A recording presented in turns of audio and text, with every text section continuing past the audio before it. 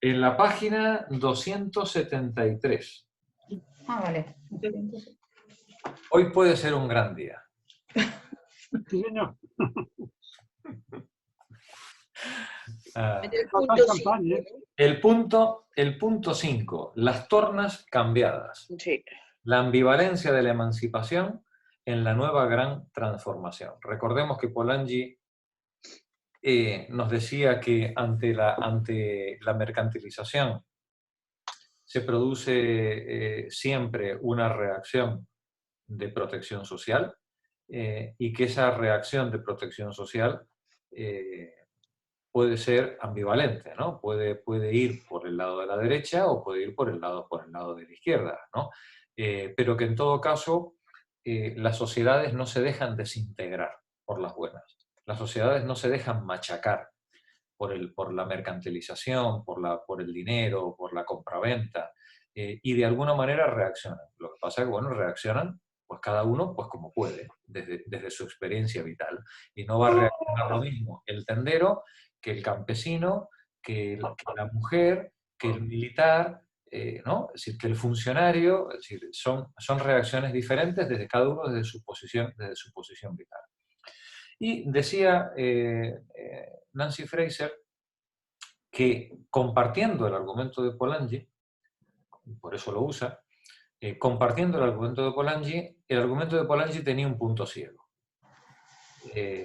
Tenía un punto ciego que era no darse cuenta, no entrar en detalle, más que no darse cuenta, no entrar en la cuestión de que además de haber un movimiento a favor de la mercantilización de la mano del liberalismo y un contramovimiento a favor de la protección social, esos dos movimientos y contramovimientos suelen estar atravesados por múltiples luchas que pueden los participantes irse de un lado o irse del otro según el momento histórico. Luchas de emancipación colonial, luchas antiimperialistas, racializadas, culturales, religiosas, de género, ¿no? Es decir, son múltiples tipos de lucha por la emancipación que están, como decir, imbricadas en estos dos movimientos y contramovimientos y que de alguna manera afectan las luchas que se están dando en cada momento en la sociedad.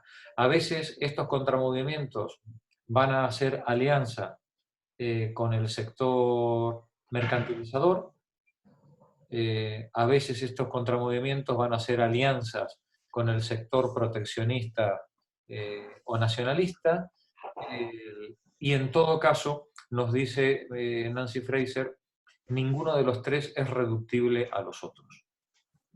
Ninguno de los tres contramovimientos pueden, digamos, asimilar sin más a las otras cuestiones, ni a la protección, ni a estas luchas emancipatorias. Por eso dice Nancy Fraser,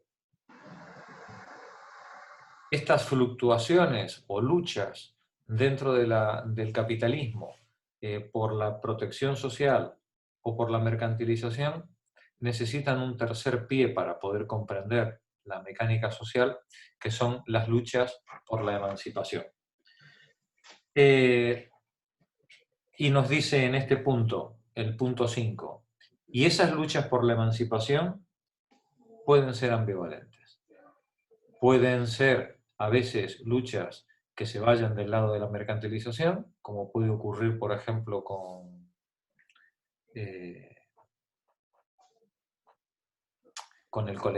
parte del colectivo LGTB, ¿no? Cuando hace su campaña prácticamente neoliberal en los años anteriores. Ahora con pandemia ya claro, todo se ha quedado olvidado, ¿no? Puede ocurrir con una parte del feminismo que sea claramente liberal o procapitalista. Puede ocurrir con los movimientos independentistas que pueden ser claramente liberales o neoliberales. Aquí en España tenemos múltiples ejemplos. Es decir, las luchas por la emancipación pueden tener a su vez un carácter ambivalente e ir tanto del lado de la mercantilización y del neoliberalismo como del lado de la protección social, incluso del lado de una protección social filofascista, ¿no? Absolutamente xenófoba, nacionalista, eh, eh, refractaria a todo el extranjero, etc. Bien, vamos a leer entonces este texto. Sí, Jorge, Sí. una cosa que me llamaba ayer la atención, porque la verdad que la ponente había estado viviendo en Estados Unidos por trabajo, Belén Hernández, y no Fernández, y claro, comentaba el tema estamos muy lejos de entender, por ejemplo, cuando a lo mejor vemos por la tele el racismo, ¿no? Claro, sale el movimiento negro, de los negros, negras, pero es que dice que allí es, o sea, es continuo, incluso trabajando, cualquiera de nosotros nos vamos allí a trabajar, simplemente por nuestros rasgos nos van a pedir la documentación, nos van a parar, o sea, es brutal. Y una de las cosas por la que, digamos que el sector demócrata más, entre comillas, a la izquierda, aceptó el tema de la ley trans, aunque también hubo esa discusión del tema del sexo, el género y tal, fue por el tema de la protección social. No porque la discriminación es brutal, o sea, ya no solo con ese colectivo, que claro, allí no es un 0,01 que puede ser aquí, allí son millones de personas, claro, en proporción a la población estadounidense, pero es que ahí todo el que no tenga unos rasgos americanos, o sea, ya eres considerado un peligro. Da igual que trabajes en una cafetería que en una universidad, vas a ser parado, vas a ser cuestionado, se te va a someter siempre a mofa, a acoso, y claro, y en ese sentido, si ya una persona con un trabajo medianamente bien retribuido, considerado, tienes ese nivel de racismo y de opresión, pues claro, si te vas ya hacia esos colectivos, es brutal. Entonces, más que nada el debate se superó allí, no por el tema del sexo, el género y tal, sino por el tema de decir, hay que ofrecer una protección social, ya está, Claro. sí o sí. Sí. Y es algo que tanto dentro del Partido Demócrata, que hay más conservadores y más de izquierdas, pues pudieron llegar a ese consenso, ¿no? Claro, claro. Luego es verdad que ha traído algunos problemas bueno, que sí que se ha visto en algunos otros países, y por eso también aquí está ese tema, esa reflexión. Pero a mí me pareció muy interesante esa parte claro, es que son contextos también muy diferentes y tampoco es, aunque sabemos el capitalismo que tenemos aquí, pero es mucho más duro y mucho más salvaje allí. Entonces, claro, ante eso, pues llega un momento que dice, ya hay que cerrar el debate e Claro. incluir Sí, y votar por la inclusión. sí, así es, así es. Muchas gracias, Pepa. No, no sé, es que me Muy bien. pareció interesante. Yo digo, ahora estoy más... No, muy bien, muy bien. Muy bien. Nada, Vamos a ver. nada. Creo que iba a leer ¿De qué intervención hablas? ¿De qué intervención estabas hablando? No, es que los lunes estoy haciendo un seminario de teoría política feminista. Cada lunes es una ponente. Entonces, y cada lunes es un tema diferente. Justamente ayer fue el tema del feminismo postcolonial y vimos, claro, las comunidades negras, la comunidad, las comunidades, ¿cómo se llama? Espérate, chicanos y todo esto, latinos, que estaríamos también los europeos en latinos. Y bueno, casi ya al terminar, porque yo tenía una de las dudas, pues salió el tema se comentó todo también el debate que había habido por las leyes identitarias, bueno, Butler, Fraser, y también se explicó un poco allí cómo funciona la política. Y entonces pues fue interesante porque aparte de lo que hemos visto aquí con Jorge y lo que cada una de nosotras y nosotros hemos aportado, a mí me resultó muy interesante, también me generó dudas en posturas, en algunas posturas que yo tengo, porque eso fue una visión más amplia y también cuando una persona ha residido allí y ha trabajado, claro, siempre, no que yo ponga en cuestión lo que se escribe en los libros, pero tienes otra experiencia vital. Y me pareció muy interesante para justamente lo que estamos viendo. De hecho, nos recomendaron, como siempre se pasa una bibliografía, pero claro, no acabaríamos nunca, se recomendó el que vais a ver, El de los talleres. El de el los de los talleres. talleres ocultos, sí, el de esto oculto del capitalismo.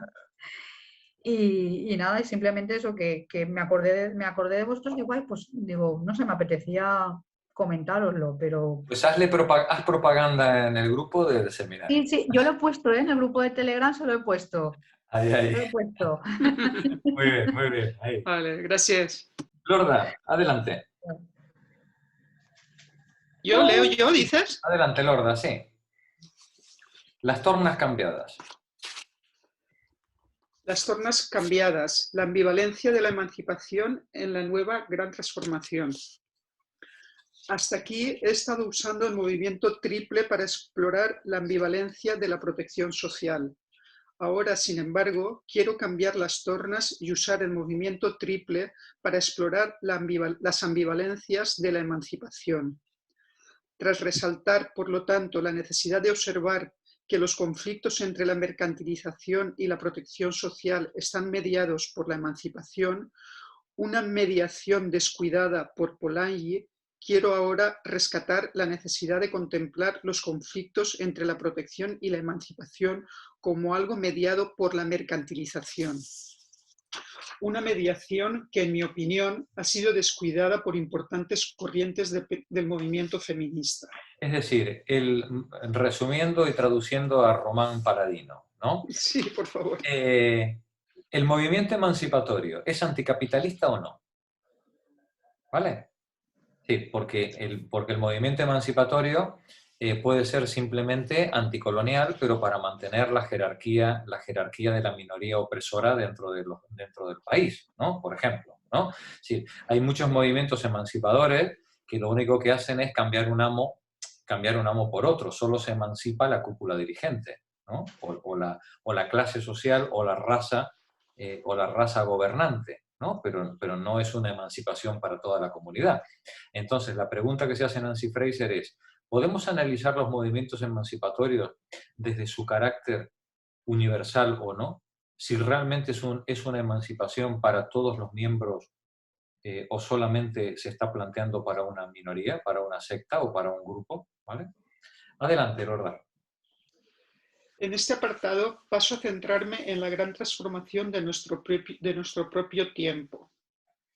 Para entender esta transformación debemos empezar por el liberalismo arraigado establecido después de la Segunda Guerra Mundial.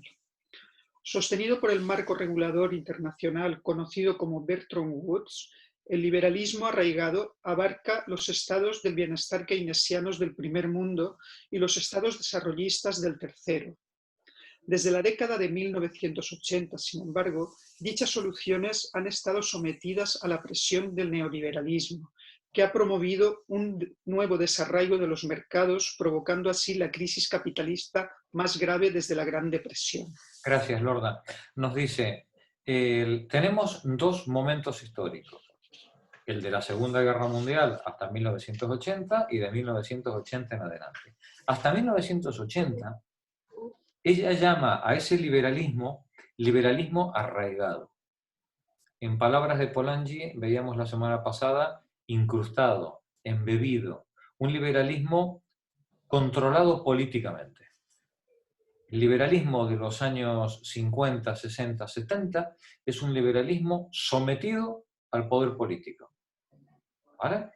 A partir de 1980 o a partir de 1970 comienza el desarrollo neoliberal, que ya con Thatcher y con Reagan es completo, y asistimos a una progresiva separación de la política con respecto a la economía, en el que la economía se emancipa, se desarraiga, se deslinda completamente de la política y además nos venden que eso debe ser así porque la política, la economía en manos de políticos solamente son corruptelas. Mamandurrias, decía la ínclita Esperanza. ¿Os acordáis, no? La Mamandurria, condesa, ¿no? la condesa. ¿Vale? Continúa, Loles, por favor. Adelante. Ahora, analicemos entonces la actual crisis por medio de la figura del triple movimiento, al igual que Polanyi usó el doble movimiento para entender la crisis anterior. Para nosotros, como para él, lo importante es aclarar las perspectivas de una nueva ola de arraigamiento democrático por mor de un régimen global de regulación político-económica. Nosotros, sin embargo, debemos replantear la protección social a la luz de la emancipación. Nuestra tarea es, por lo tanto, proponer soluciones para arraigar de nuevo los mercados que sirvan simultáneamente para superar la dominación.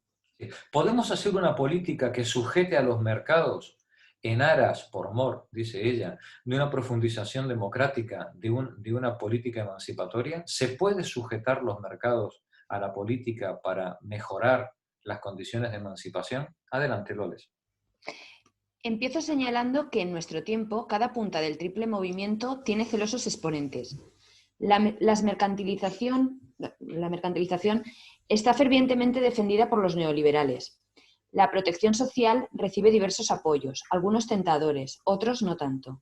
Desde socialdemócratas y sindicalistas de tendencia nacional hasta movimientos populistas contra la inmigración, desde movimientos religiosos neotradicionales hasta activistas antiglobalización, desde ecologistas hasta pueblos indígenas. La emancipación desata las pasiones de diversos sucesores de los nuevos movimientos sociales, incluidos los multiculturalistas, las feministas internacionalistas, los movimientos de liberación de gays y lesbianas, los demócratas cosmopolitas, los activistas pro derechos humanos y los defensores de la justicia universal. Son las complejas relaciones entre estos tres tipos de proyectos los que imprimen la forma de un movimiento triple en la actual crisis de la sociedad capitalista. Claro. Estos tres objetivos, el objetivo de mercantilización, el objetivo de protección social, el objetivo de emancipación, suelen estar atravesados por múltiples grupos y múltiples sectores de presión que abarcan todos los aspectos de la sociedad, desde los ultraortodoxos religiosos hasta los nacionalistas más feroces, pasando por gays, lesbianas, liberales, marxistas, aborígenes y sí, absolutamente todos, pueden adoptar cualquiera de las dos posturas en cualquiera de su espectro, tanto la mercantilizadora como la de la protección social. Continúa la lectura, Pepa Martínez.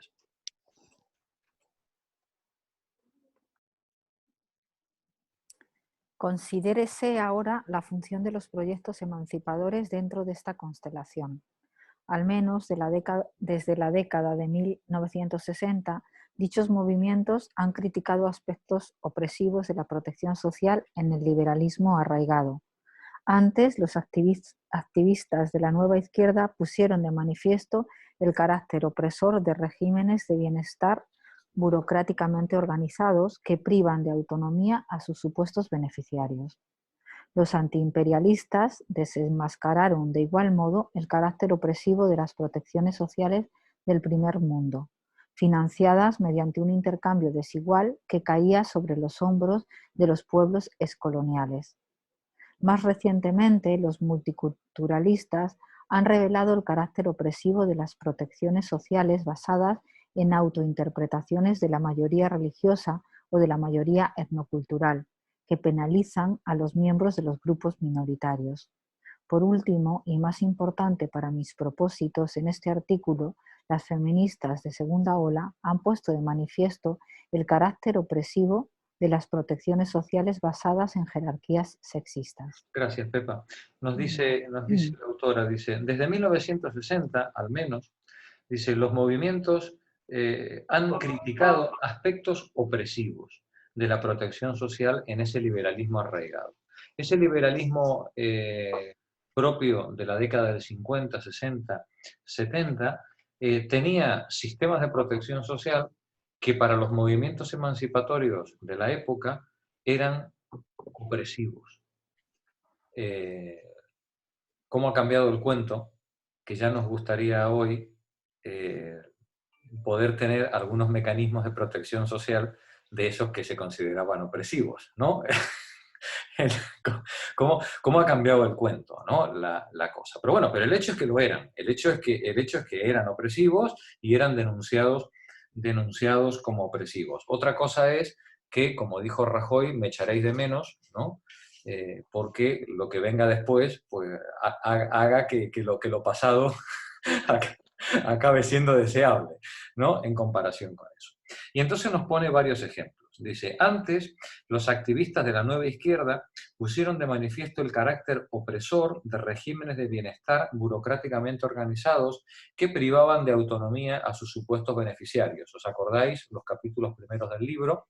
De este libro de Fortunas del Feminismo, donde ella describía estos sistemas de protección social que se dirigían al sujeto beneficiario como cliente, lo utilizaban lo cosificaban al sujeto pasivo, y donde los funcionarios, el sistema burocrático, era el que decidía cuáles eran las necesidades del paciente o las necesidades del sujeto pasivo, y el sujeto pasivo no tenía derecho en absoluto ni siquiera a opinar. Era una manera vertical y absolutamente degradante de administrar la protección social.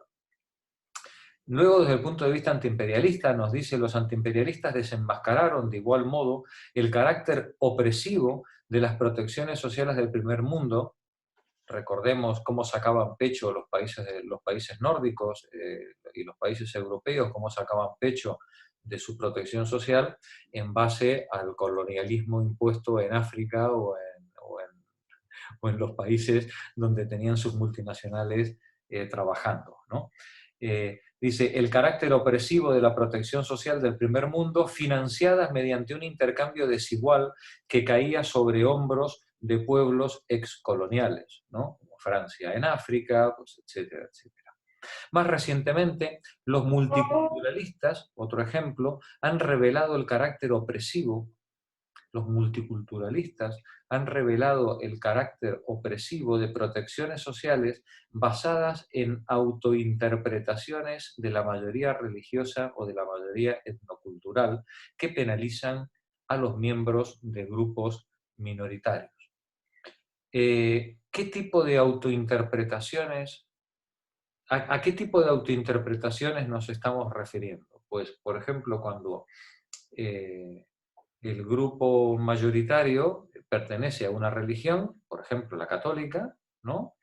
Y decide cuáles son las formas de liberación que tiene que adquirir el colectivo inmigrante, por ejemplo, o la minoría étnica, en función de los criterios del grupo mayoritario.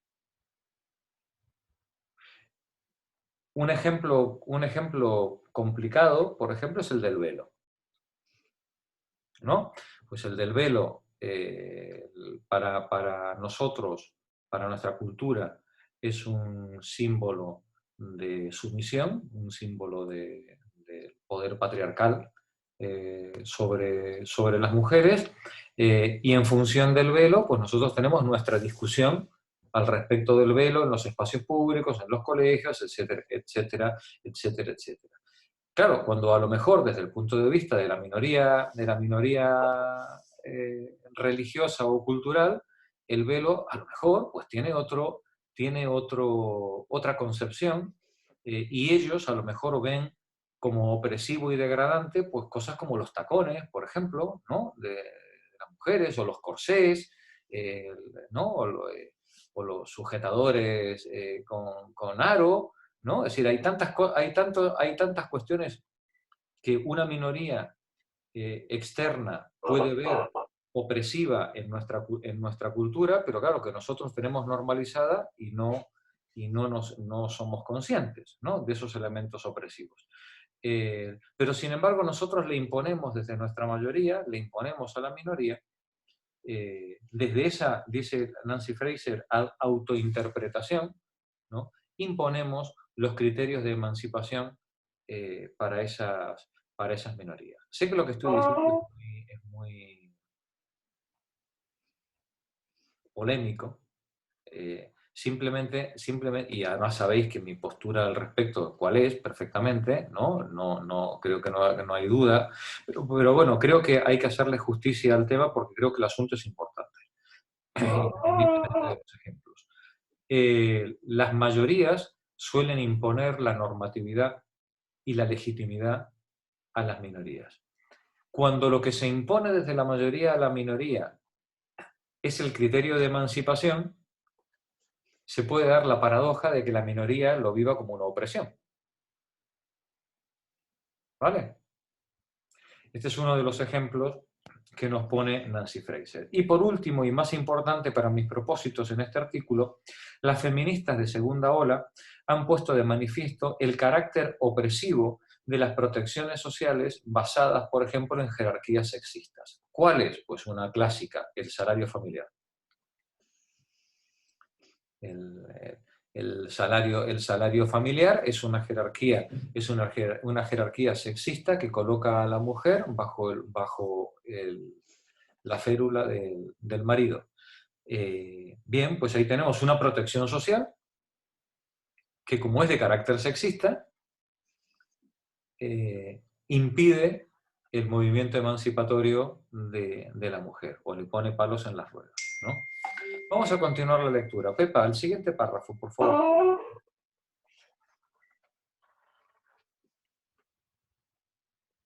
En cada caso, el movimiento revelaba un tipo de dominación y planteaba la consiguiente exigencia de emancipación. En cada caso también, sin embargo, las reivindicaciones de emancipación del movimiento eran ambivalentes. Podían alinearse en principio con la mercantilización o con la protección social. En el primer caso, en el que la emancipación se alineaba con la mercantilización, no solo serviría para erosionar la dimensión opresiva, sino también la protección social simpliciter, que no sé qué es. Simplemente. Sí. Simplemente. En el segundo caso, en el que la emancipación se alineaba con la protección social, no serviría para erosionar el modo de protección, sino para transformarlo. Gracias, Pepa. Continúa, Pepa, sigue. Este argumento... Ya estoy. Vale. Este argumento es aplicable, pienso, a todos los movimientos emancipadores que acabo de mencionar. Aquí, sin embargo, me centro en la crítica que el feminismo de segunda ola hizo a una dimensión opresiva de la protección social en el liberalismo arraigado. Demasiado a menudo, opino, este movimiento se veía encerrado en una lucha entre dos bandos. Centrado en oponerse a las protecciones sociales, no siempre era suficientemente consciente de la tercera punta del triple movimiento, a saber, los esfuerzos por ampliar los mercados y dotarlos de autonomía. Si de ese feminismo que luchaba contra esa burocracia opresiva del estado del bienestar de posguerra, no era consciente que estaba sirviendo de cuña, que al mismo tiempo estaba haciendo cuña para el proceso desmantelador que iba a venir con el neoliberalismo después, ¿no? Una de las tragedias, ¿no?, de esos años. Adelante, Pepa. Descuidando el ascenso del neoliberalismo, muchas feministas de la segunda ola malinterpretaron su situación y juzgaron mal las probables consecuencias de sus acciones. El resultado de esta incapacidad para mediar en el conflicto entre la emancipación y la protección social con referencia a la mercantilización está aún hoy modelando el curso de la crisis capitalista en el siglo XXI. Gracias, Pepa. Pilar, punto 6. Las ambivalencias feministas. Las ambivalencias feministas. Recordemos que el feminismo de segunda ola cuestionaba el carácter sexista de las protecciones sociales en el estado del bienestar de posguerra.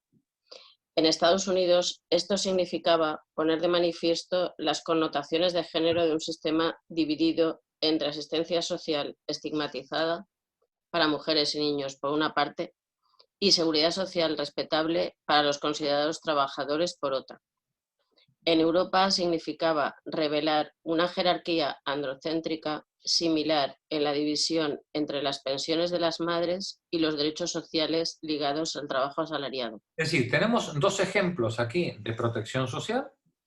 Uno el derecho al trabajo y otro la asistencia social, pero resulta que el derecho al trabajo tiene género y la asistencia social tiene género. Es decir, la asistencia social está feminizada y el derecho al trabajo está masculinizado. Dice, y en Europa, dice, significaba revelar una jerarquía androcéntrica similar en la división entre las pensiones de las madres, que recordáis que las pensiones de las madres eran no contributivas, y entonces una madre harta de trabajar y de fregar suelo ¿no? Toda la vida, pues se terminaba jubilando con 360 euros o 400 euros al mes de pensión, pero la jubilación que viene del salario, que por cierto era la del marido, porque, o preferentemente el 80% eran de hombres, ¿no?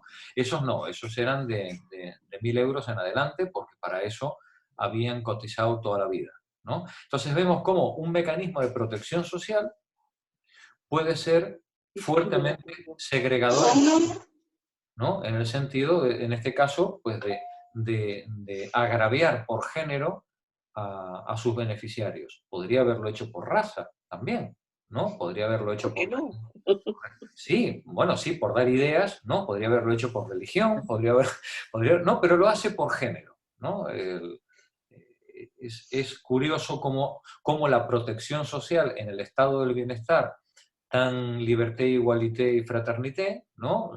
Tan pro Revolución Francesa, digamos, da igual la religión que tengas, da igual, de palabra, por supuesto, ¿no? Es decir, da igual la religión que tengas, da igual el país o la etnia o la cultura que tengas, pero no da igual que seas mujer que hombre. No da igual, ¿vale? Como todo el mundo sabe, los derechos humanos, la Declaración de Derechos Humanos de 1789 es para hombres. No es para mujeres, ¿no? Bueno, para mujeres hay la ¿cómo se llama? Olympe de Gouges. Sí, claro, la de Olimpia. Derechos de la mujer y de la ciudadana. Efectivamente. Pero fijaos qué fuerte, ¿no?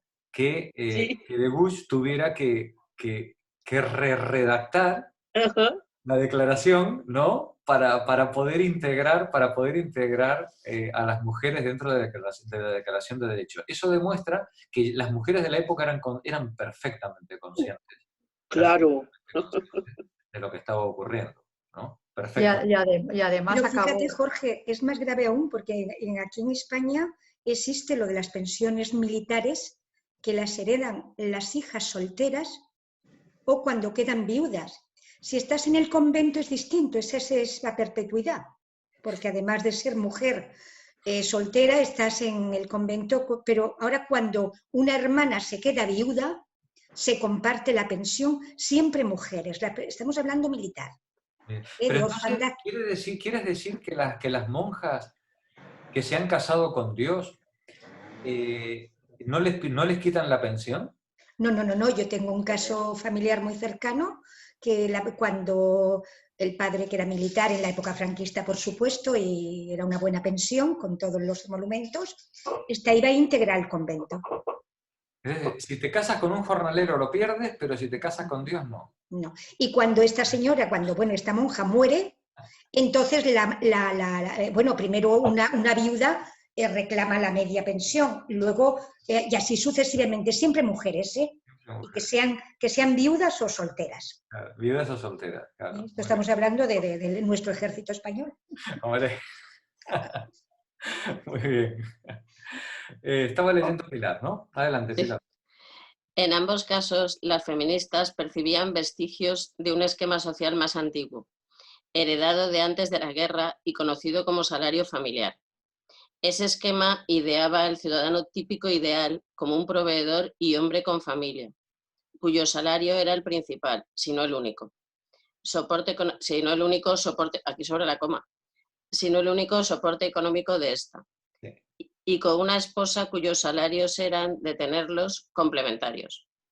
Profundamente sexista, este ideal de salario familiar proporcionó una parte fundamental del fondo ético en el que se basaron los estados del bienestar de posguerra para arraigar de nuevo los mercados, normalizando la dependencia de las mujeres. El sistema de protección social resultante hacía peligrar las oportunidades de estas para participar plenamente a la par que los hombres en la vida social.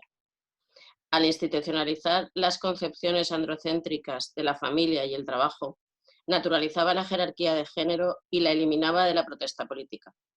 Igualmente importante, al dar valor al trabajo remunerado, el modo de protección del liberalismo arraigado oscurecía la importancia social de los cuidados no remunerados. Todo lo de los cuidados, si el trabajo de la mujer quedaba escondido, el de los cuidados ya ni hablemos, ¿no? Quedaba completamente tapado. Luisa, continúa tú, por favor. Tal era la crítica feminista al liberalismo arraigado. Política e intelectualmente convincente, se trataba, no obstante, de una crítica ambivalente capaz de conducir en dos sentidos. Contemplaba desde determinada perspectiva, la crítica feminista del salario familiar tendría como objeto garantizar el pleno acceso de las mujeres, a la par que los hombres, al empleo y a los derechos relacionados con el empleo. En este caso, tendería a otorgar valor al trabajo remunerado y al ideal androcéntrico de independencia individual, devaluando, de hecho, los cuidados no remunerados, la interdependencia y la solidaridad. Atacando el tradicional ethos de género todavía funcional a los mercados arraigados, un feminismo de este tipo podría acabar ampliando el desarraigo de estos. Intencionado o no, el efecto podría ser el de alinear la lucha contra la jerarquía de género con la mercantilización. Una de las consecuencias que tuvo el auge de la mujer trabajadora, sobre todo en la mediana burguesía, fue el de sustituir los trabajos de cuidado de la mujer de la burguesía por los trabajos de cuidado contratados en las mujeres racializadas y empobrecidas que se ocupaban pues, de los niños, de la casa, para que la señora pudiera hacer su profesión liberal, etcétera, etcétera. Entonces, vemos cómo un elemento emancipador podía tener un efecto acorde con la ambición mercantilizadora del movimiento neoliberal, ¿no? ¿Cómo podía ser compatible este movimiento emancipador por una parte del feminismo liberal con el neoliberalismo en auge en esas décadas? Adelante, Luisa. En principio, sin embargo, la crítica feminista a la protección opresiva podía evolucionar de otra forma. Articulada de otro modo, la lucha feminista por la emancipación podía alienarse con el otro polo del movimiento triple, el de la protección social. En este otro supuesto, la crítica feminista tendería a rechazar las valoraciones androcéntricas, en especial la sobrevalorización del trabajo remunerado y la infravalorización de los cuidados no remunerados, presentando los cuidados como un asunto de importancia pública. El movimiento tendería a replantear las soluciones sociales de tal modo que permitiesen a todos, hombres o mujeres, efectuar ambos conjuntos de actividades sin las tensiones que hoy en día rodean a tales esfuerzos, rechazando también la oposición sexista entre dependencia e independencia. Un feminismo pro-proteccionista serviría para romper el vínculo espurio entre, por un lado, la jerarquía social y, por otro, la dependencia que constituye un rasgo fundamental de la condición humana.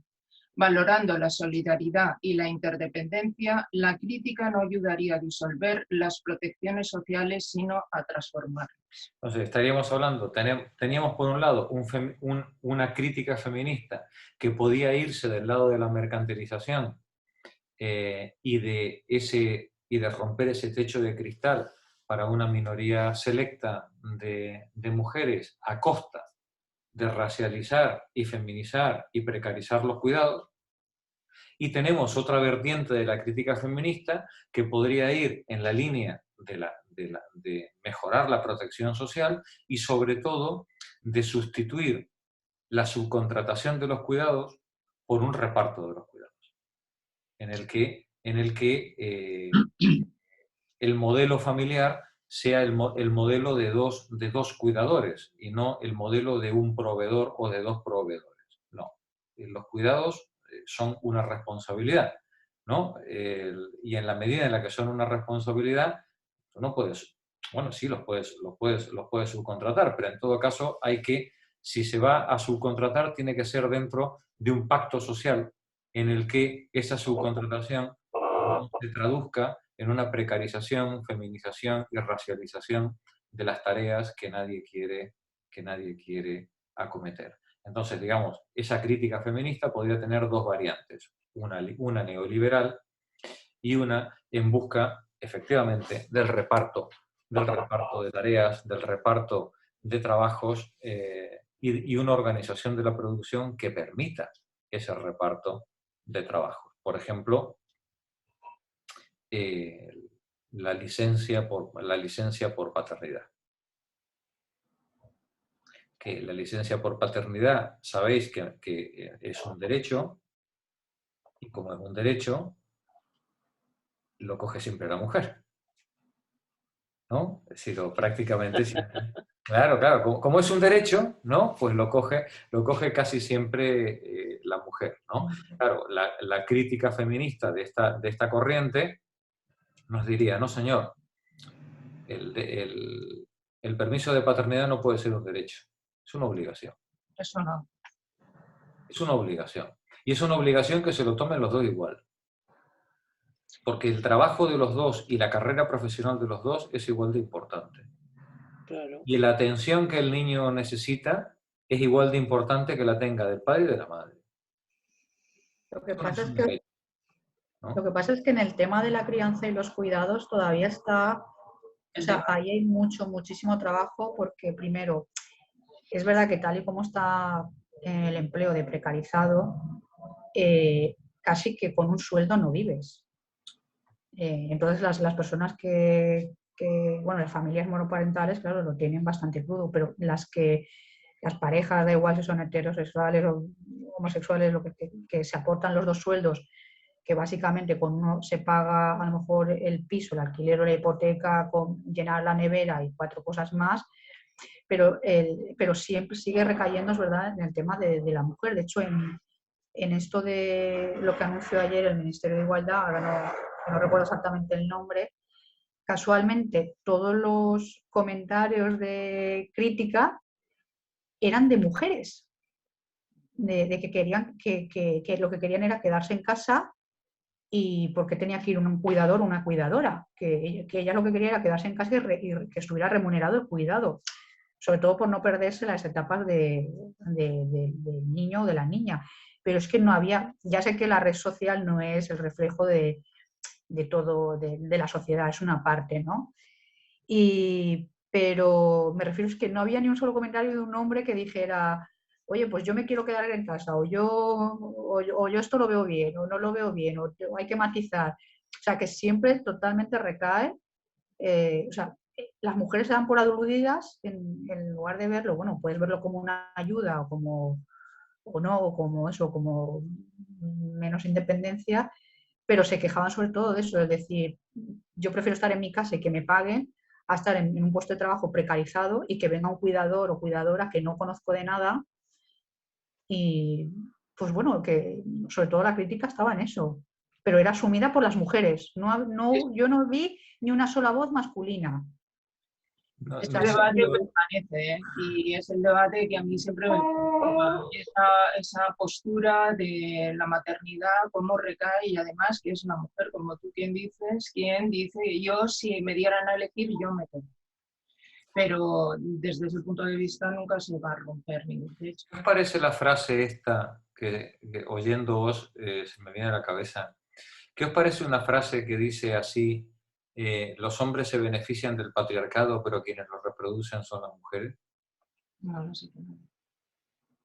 Es que al hilo de lo que estabais diciendo ahora, a veces yo tengo la sensación de que confundimos el foco. Es decir, estas mujeres hablan así porque sus condiciones laborales son absolutamente precarias. Si estas mujeres tuvieran unos empleos dignos, bien remunerados, no se plantearían esos comentarios. Claro. Pero ante una precarización cercana a la esclavitud que te hace ser pobre teniendo trabajo, si eso lo pones en una balanza frente a la crianza y al disfrute de los hijos, estas mujeres no tienen dudas. Pero dales un trabajo digno y bien remunerado y verás cómo entonces apoyan las medidas. Claro, es que yo creo que desviamos el foco, hay que dar caña a ese mercado que precariza. Eso, Sí, yo hablo del funcionariado, mujeres y titulados superiores y con un buen sueldo. Y además funcionarios, ¿eh? Y yo prefiero quedarme en casa. No lo entiendo. Pero, de todos modos, si tú pagaras los cuidados a su precio, ya se pegarían los tíos con tatuaje también hostias por cuidar, ¿eh? ¿Sí? Sí, pero claro, págalo a su precio, ¿no? Paga los 1.500 o 1.800 euros que vale, ¿no? La jornada de 40 horas, y verás tú a todos los cachas de gimnasio ahí diciendo, yo también quiero cuidar, ¿no? Claro, es que es la pescadilla que se muerde la cola. Es decir, si nunca se han valorado los cuidados ni de hijos, ni de personas mayores, de las mujeres y tal, ¿qué se hace? Pagar una mierda por esos cuidados. Claro. O sea, siempre es el ciclo ese, ¿no?, que se repite. Por eso este sector de la crítica feminista dice que si tú quieres dignificar los cuidados, lo que tienes que hacer es pagarlos bien. Sí, en una sociedad capitalista, lo que dignifica es precisamente el valor que se da. Y en el mercado lo único que tiene valor es el precio, ¿no? Entonces, tú págalo bien y ya verás tú cómo se dignifica solo, ¿no? El trabajo. Jorge, bueno, sí, de hecho, esto del tema de los cuidados, pero bueno, también pasa cuando ahora, por ejemplo, con la polémica aquí en Valencia, ¿no? Con el tema de la semana fallera, que no hay fallas. Entonces, la mayoría de las críticas que han dirigido o que han vertido los padres y madres al hecho de decir los profesores y profesoras no van a trabajar porque hay una semana fallera, no es por el tema de la educación, es por el tema de decir, ¿qué hacemos con los niños una semana? Es que la escuela es una guardería, claro. Claro, es que la escuela no es una guardería, pero esas personas, esos padres no tienen las vacaciones de las fallas porque no va a haber fiesta, pero a ver cómo se organizan para durante 5 o 6 días colocar a los niños y adolescentes. Ahí están los y se vuelve otra vez a desvalorizar el trabajo de maestros y profesoras. O sea, es otra vez ¿dónde metemos los niños? Claro. No es que me interese que mi hijo pierda 3 días de clase, no, es ¿dónde los meto? Bueno, ya veis cómo con las 4 cosas que han ido saliendo, cómo ha quedado clarísimo que el tema de los cuidados no solamente está precarizado, como decía Pilar, está feminizado, está abuelizado, podríamos decir, además, ¿no? Llega la Semana Santa y los abuelos están pluriempleados, ¿no? No tienen a dónde... Claro.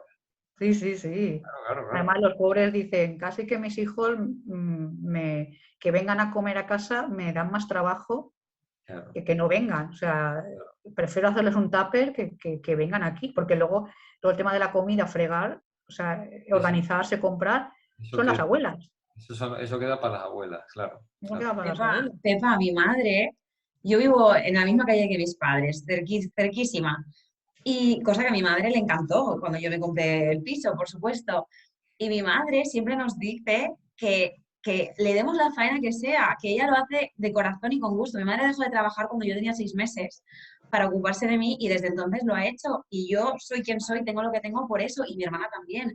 Yo fui al Conservatorio de Catarroja porque uno de los mejores profesores de clarinete de España estaba en Catarroja. Y mi madre me esperaba con el coche a las 5 de la puerta y me llevaba al Conservatorio de Catarroja. Pero mi hermana iba al de Quart porque el profesor de percusión, uno de los mejores, estaba en Quart. Pues mi madre iba loca para llevarme a un sitio, a mi hermana al otro, recogernos porque cada uno llevamos unos horarios.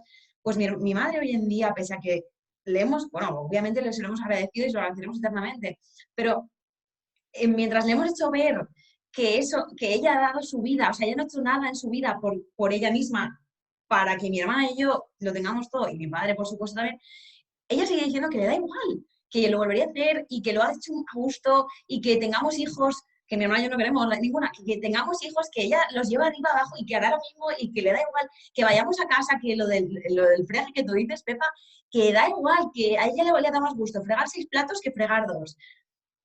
En fin, con mi tío igual, mi tío ahora trabaja aquí y pasa los días entre la casa de mis padres y casa de mis tíos.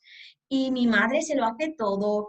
Bueno, en fin, lo que sea. Pero ella está convencida de que ella es feliz así y que lo volvería a hacer las vidas que viviera. O sea que... Una santa, tu madre es una santa. Sí, de verdad, ¿eh? Lo ha hecho de tu vida. Seguramente lo es, y seguramente feliz. Digo que la Bueno, madre y a ella Clara y a ella le salen las cuentas, una es que madraza. esto es muy particular, ¿no? Claro, Quiero claro. decir, Y y yo, a a ella mí le ha no me salido gusta bien y eso, seguramente que está la madre Clara satisfecha de él.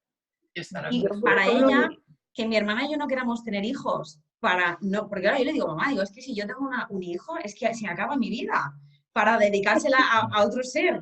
Y todos los proyectos que quiero hacer, no los podré hacer o los tendré que hacer de otra manera, ¿no? Entonces mi madre dice que soy muy egoísta y él lo tiene clarísimo. Es que no puede ser tan egoísta. Lo tiene clarísimo y le puedo dar los argumentos que sea. Soy una egoísta porque quiero vivir para mí y no para otro ser. Tú cuando quieras dejar contenta a tu madre, puedes alquilar a algún niño figurante de esos, lo paseamos. Pues yo he de decir que mi madre en eso es distinta. Fíjate que ella ha trabajado dentro y fuera de casa. Creo que alguna vez ya lo comenté, que fue comercial de la Casa Seat, la primera mujer de España, en un mundo de hombres, ha peleado muchísimo. También muy entregada tanto a la empresa familiar como a la empresa, a la firma. Pero siempre nos ha dicho, tenéis que hacer lo que os haga feliz mientras no molestéis a los demás. Y luego con el tema de los hijos, que yo, por ejemplo, no quiero tener ni he querido tener, y mi hermano está pensándoselo, ella ya dice, haced lo que queráis, pero a mí me los dejáis para jugar un rato, pero no me los traigáis para iros de viaje o darme faena, que yo ya por la edad que tengo, ya tengo ganas de disfrutar y de irme a Benidorm. O sea que Tu madre sabe. es Tu madre sí clarísimo. sabe. Sí, sí, sí. Dice, un ratito para verlo y pasear el cumpleaños, bien, pero esto de no tener tiempo para mí, nada de nada. Muy bien. Lo tiene muy claro y además que lo hace, que lo hace, que lo hemos visto con otros miembros de la familia y lo tiene súper claro. Muy bien. Sí, sí, cada uno. Son modelos. Lo que está Son claro es que modelos. el patriarcado se perpetúa porque, como dice Pepa, hay gente a la que le sale a cuenta, ¿no? Por supuesto, a los tíos les sale a cuenta a todos, ¿no? Claro. Sí. Eso está claro. A poco que a unas cuantas mujeres les salga a cuenta, pues ya es mayoría, ¿no? Ya. Claro.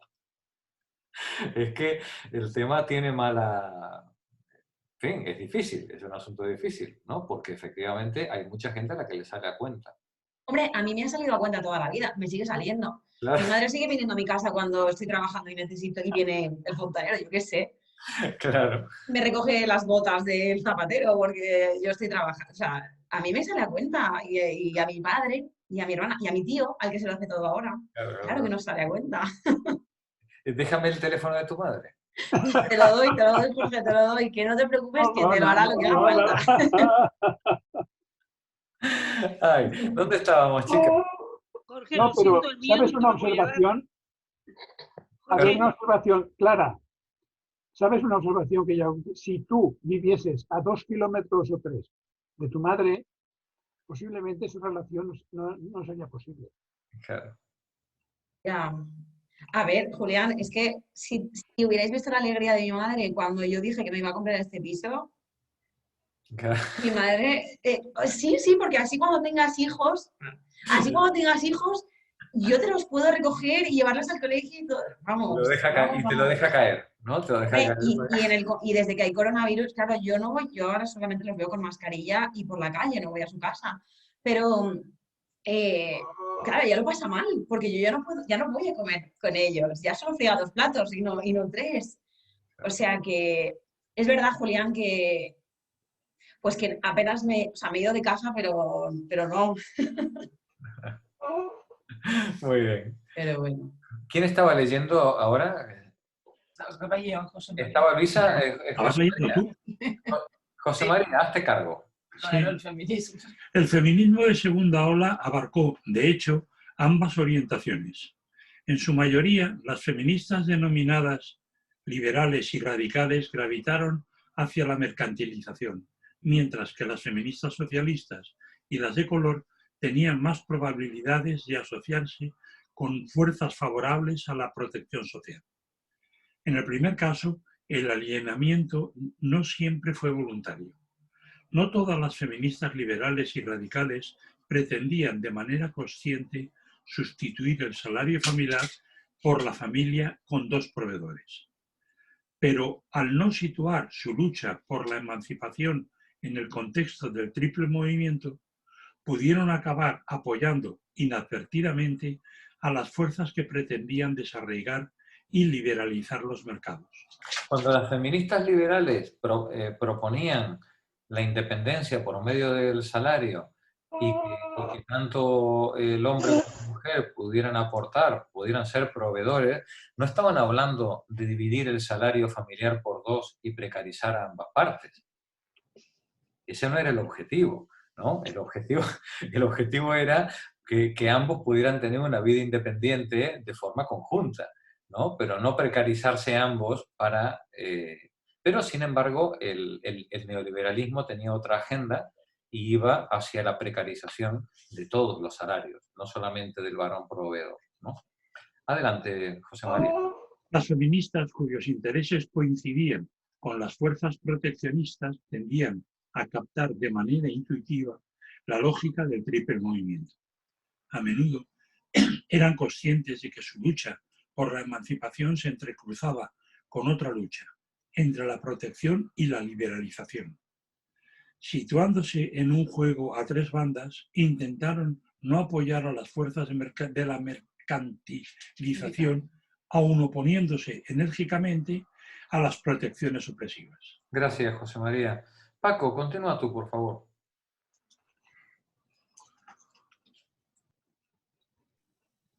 Paco. Vale, ya. Podríamos decir que la ambivalencia feminista se ha resuelto en años recientes a favor de la mercantilización. Insuficientemente conscientes del ascenso del fundamentalismo del libre mercado, las feministas convencionales han acabado proporcionando la justificación para un nuevo modelo de acumulación de capital, fuertemente dependiente del trabajo asalariado de las mujeres. A medida que las mujeres entraban en casa de los mercados, a medida que las mujeres entraban en masa en los mercados laborales de todo el mundo, el ideal del salario familiar ha ido perdiendo terreno respecto a la norma más nueva y más moderna de familia con dos proveedores. Ciertamente, la realidad que subyace al nuevo ideal es catastrófica para muchos.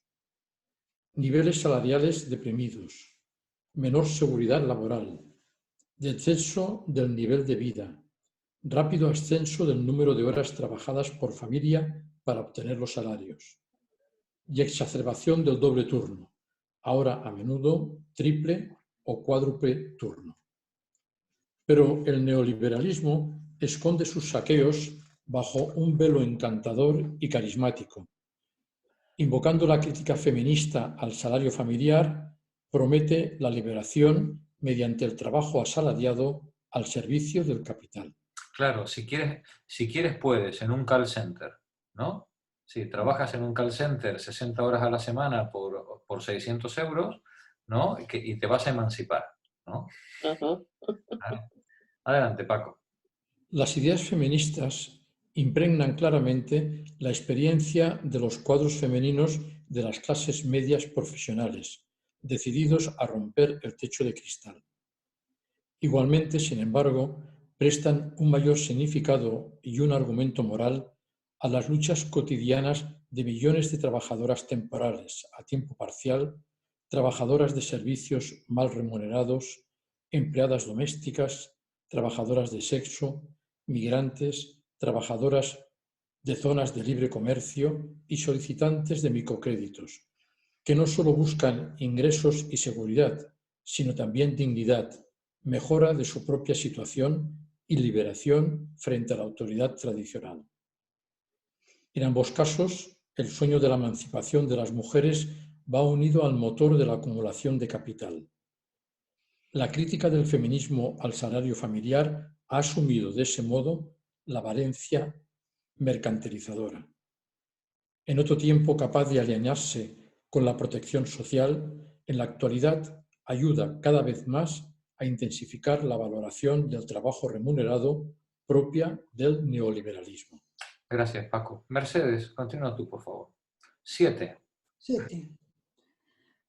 Por una nueva alianza entre emancipación y protección social.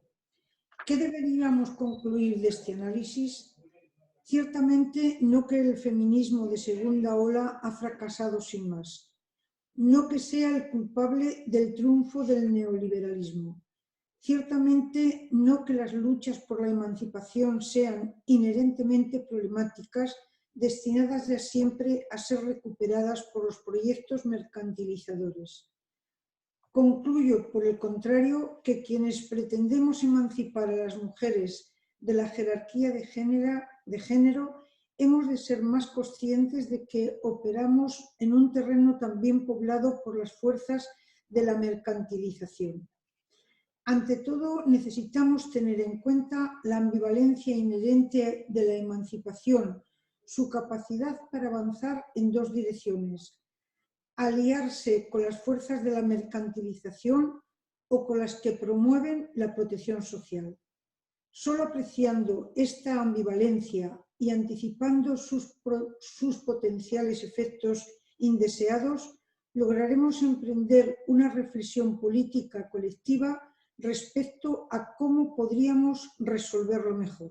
Gracias, Mercedes. Nani, adelante. Permítaseme. Ya. Permítaseme pasar a las cuestiones más amplias que han inspirado este capítulo. Reflexionando sobre la gran transformación que estamos viviendo ahora, he reescrito de hecho el proyecto de Polanyi, al teorizar el doble movimiento. Polanyi retrató los conflictos de su tiempo como una batalla crucial por el alma del mercado. Se verá la naturaleza, el trabajo y el dinero privados de todo significado ético, rebanados, troceados y comercializados como objetos sin importar las consecuencias, o quedarán los mercados sometidos en esas bases fundamentales de la sociedad humana a una regulación política guiada por la ética y la moral. Nos dice la autora en esta reescritura de Polanyi: ¿se verán la naturaleza, el trabajo y el dinero privados de todo significado ético, rebanados, troceados y comercializados como objetos sin importar las consecuencias? ¿O quedarán los mercados sometidos en esas bases fundamentales de la sociedad humana a una regulación política guiada por la ética y la moral? Montse, continúa tú, por favor.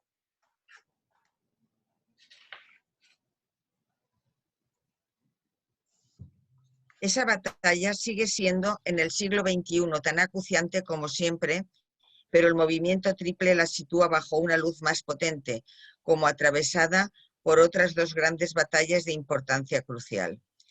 Una es una batalla por el alma de la protección social. ¿Serán las soluciones que reintegren los mercados en la era postneoliberal opresivas o emancipadoras jerárquicas o igualitarias? Y podríamos añadir mal o bien enmarcadas, hostiles a la diferencia o comprensivas con ella, burocráticas o participativas. Se pregunta la autora, dice, ¿estas soluciones que se van a dar en esta batalla serán las soluciones que reintegren los mercados en la era post-neoliberal, opresivas o emancipadoras, jerárquicas o igualitarias? mal o bien enmarcadas dentro de los estados nacionales o de la normativa internacional, hostiles a la diferencia o comprensivos con la diferencia, burocráticas, verticales o participativas. Adelante, Monse. También esa batalla es tan acuciante como siempre, pero está intersectada por otra batalla más crucial, en este caso por el alma de la emancipación. ¿Servirán las luchas emancipadoras del siglo XXI para avanzar en el desarraigamiento y la liberalización de los mercados? ¿O servirán para ampliar y democratizar las protecciones sociales y hacerlas más justas? Dice, ¿servirán las luchas del siglo XXI para avanzar en esa separación entre el mercado y la sociedad? ¿O servirán para ampliar y democratizar la protección social y hacerla más justa? Sara, cierra por favor el capítulo. Me acabo de encontrar, o sea que menos mal. Estas cuestiones sugieren un proyecto para aquellas de nosotras que seguimos interesadas por la emancipación. Podríamos decidirnos a romper nuestra relación peligrosa con la mercantilización y forjar una nueva alianza de principios con la protección social.